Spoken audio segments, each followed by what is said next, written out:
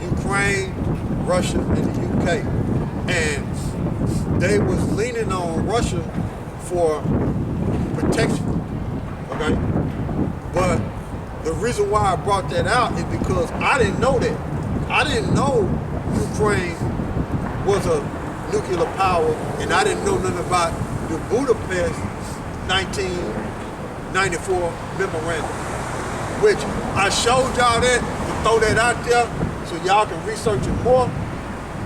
But that was the whole purpose of me showing it, so people can know what's going on. See, they ain't actually putting it in the American news media about the Budapest 1994 memorandum. That's why Russia is, that's one of the reasons why Russia ain't invaded Ukraine yet. That's one of the reasons, because of that Budapest memorandum. But as you can see, what they were saying on there, that memorandum is outdated. Okay? They were saying on there. You know? But there was some that was a nugget for y'all to look into if y'all want to. But what I want to go to is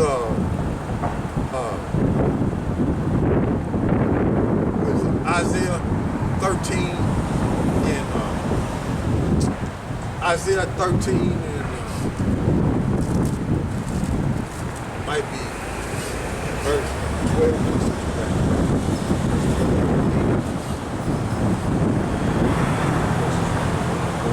Yes. We'll go up. What's that, verse 12? Yeah, verse 12.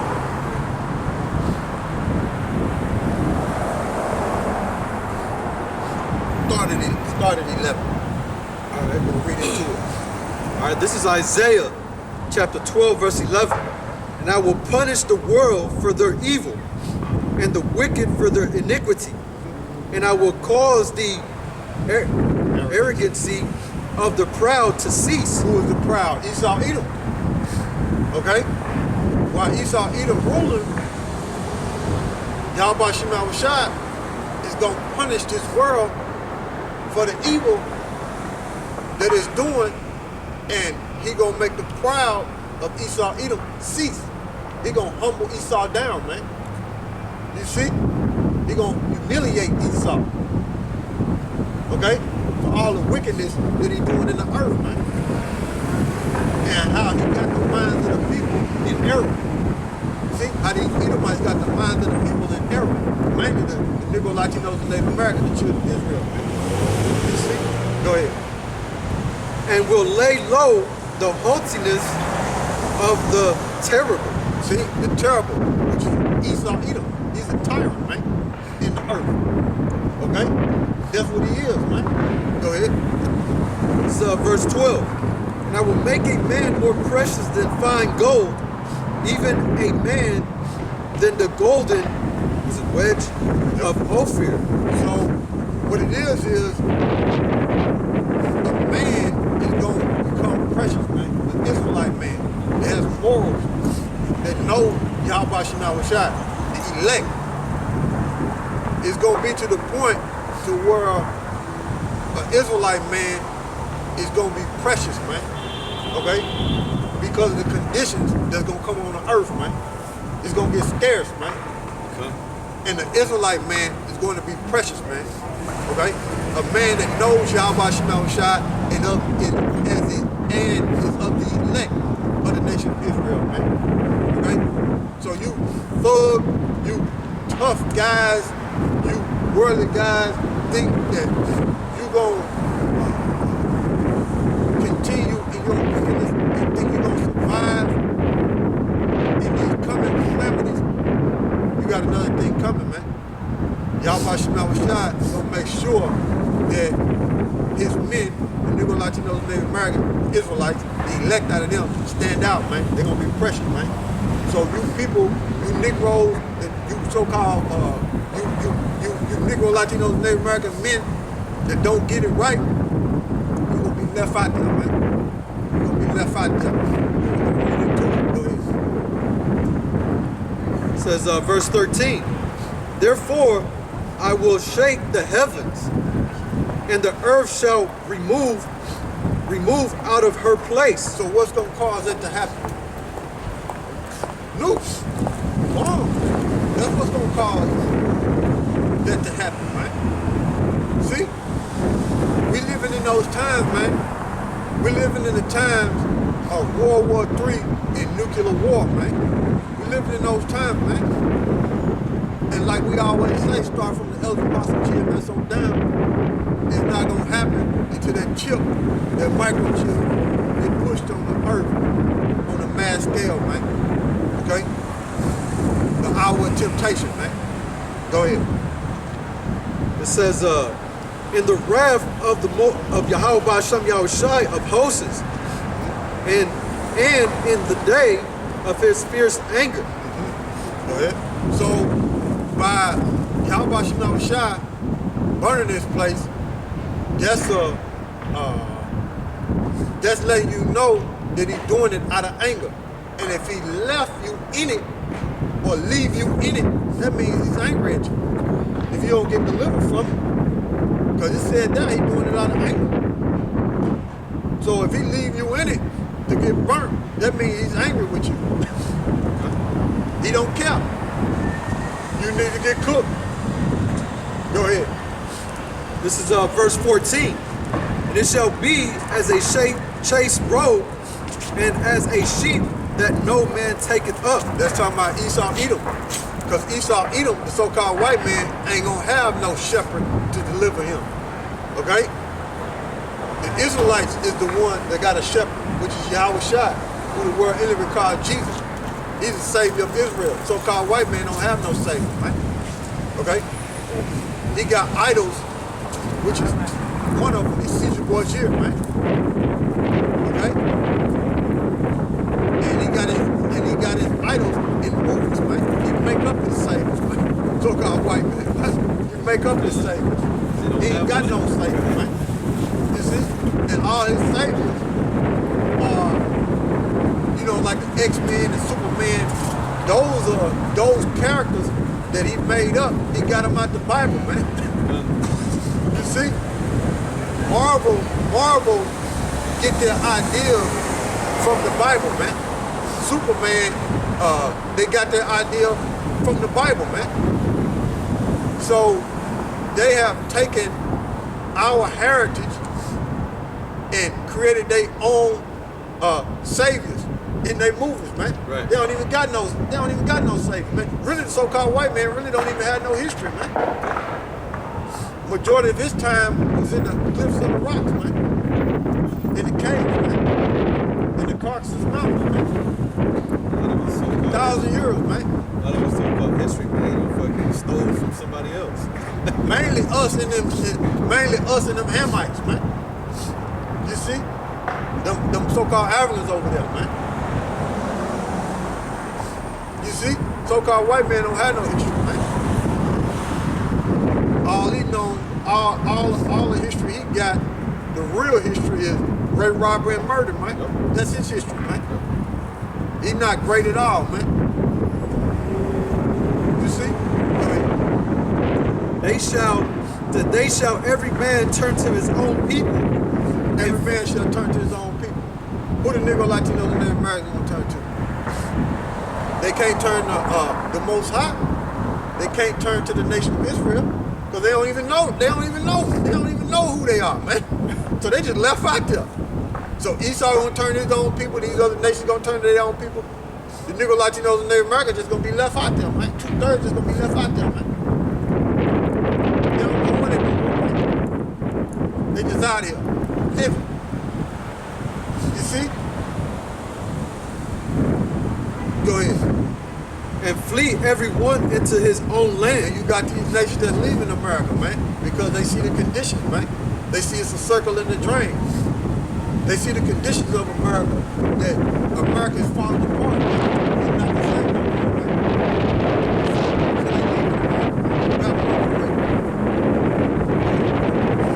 It says, every one that is found shall be thrust through. So anybody that's found land of America is going to be destroyed, man. Okay? Going to be put to death. Go ahead.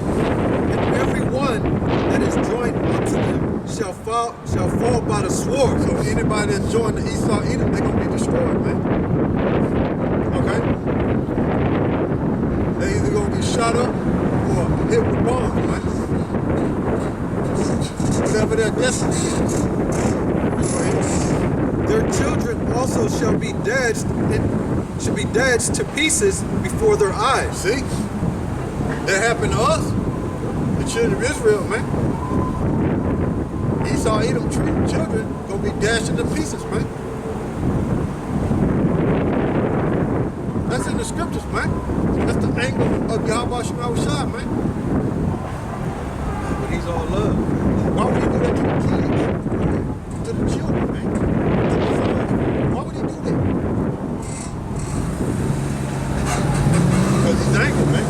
With the wickedness that's going on in his earth and how Esau Edom got the minds of the people, man. Mainly the nigga Latinos and Native Americans, man. Children of Israel, buddy. Their houses shall be spoiled and their wives ravished. So Esau Edom houses gonna get ran up there, and their wives gonna get raped, man. You go to the different translations, the word rape is there, man. You see, when you go into the different translations of the Bible, the word rape is there, man. It's gonna be cruel, man. And only the Israelite man is gonna stand out, man, before these bombs drop, man. You see? What he's reading right now, those things take place before the bombs drop, man. How these houses gonna get robbed, man, and how these women gonna get raped, man. It's in the scriptures, man. Like I said, when you look at the different translations, that's what it tell you, man. There's rape right there. You see? Go ahead. So verse 17, behold, I will stir up the Medes, or the Medes, against them. So, who is the Medes? That's the Russians. So the Russians is getting stirred up against Babylon the Great, man. Okay? The media, American media, is demonizing Russia, man. And the Russians see that, man. The Russians see that, man. So YAHAWASHI said, look, he gonna stir up the Medes, man, which is the Russians, man. Matter of fact, let's look up the word stir up. In the blue letter Bible. Let's see what we got. Whichever one of you goes get it first, bring it out.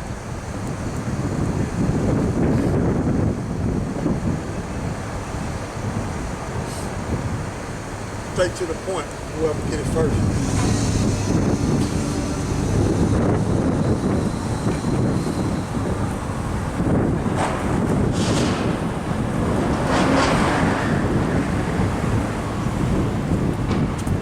Looking up the word stir up. Isaiah the 13th chapter.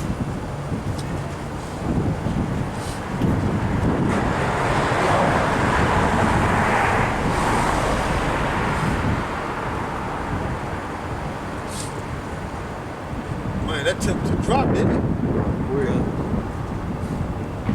Gotta be 40 something, man. It's Strong's, it says Strong's H 5782.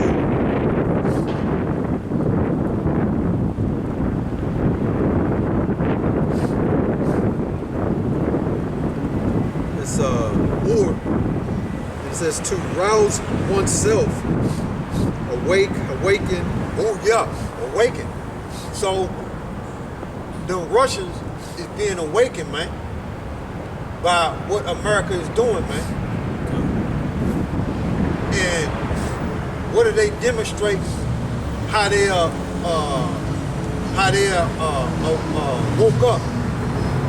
You can see their military on the borders of Ukraine. You see? They ain't over there asleep. They watching. Yeah. They watching moves of America, man. They watching how America is sending lethal aid to Ukraine. They watching, man. But always remember, the Middle East is the hotbed, man. Always remember that, man. The Middle East is the hotbed, man. Okay? Go ahead.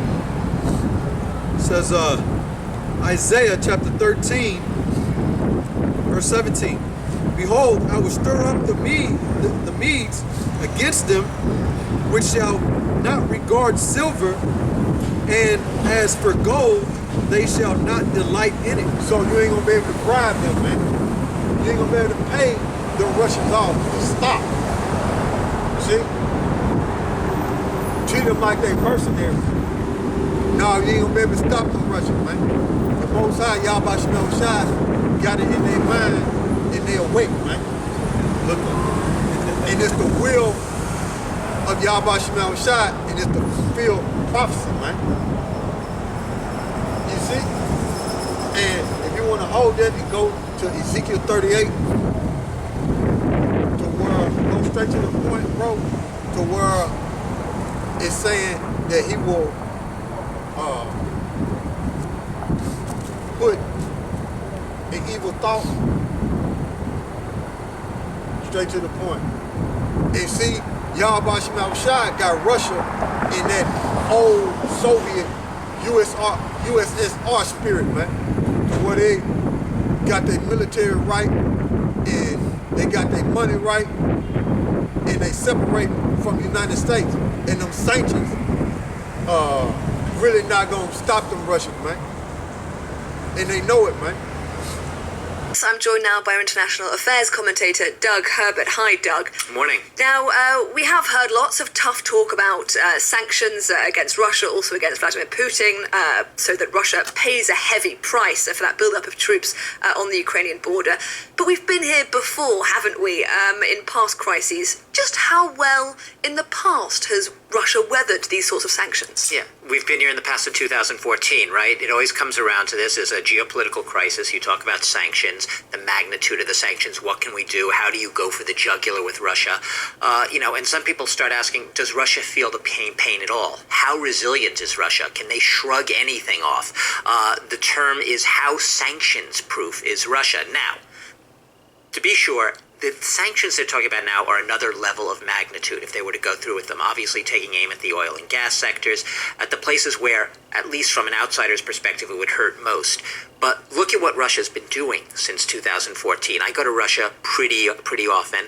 I've seen the Russians sort of very blasé attitude towards sanctions, where they tend to blame the West. They don't blame their own leaders for bringing on these sanctions, and life goes on, and they do tend to shrug it off.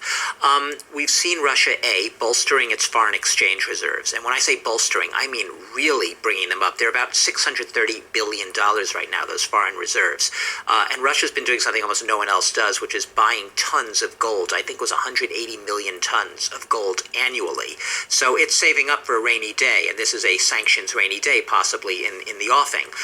What else is it doing? It's also creating its own transfer payment system. Why is this important? Because we keep talking about the possibility, it's sort of a nuclear option of the SWIFT, that is an international global banking messaging system, a way of transferring payments, dollar-denominated payments throughout the world.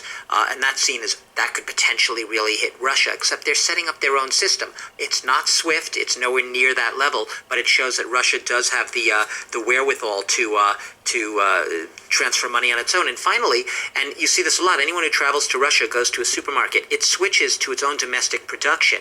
So the sanctions, in a weird way, have bolstered Russia's cottage domestic industries for any number of things. Say French cheeses. You go to a supermarket there, you see tons of Russian cheeses, but even sometimes cheeses with French brand labels on them, and they look like they're French cheeses, but they're not. They're really cheeses made in Russia.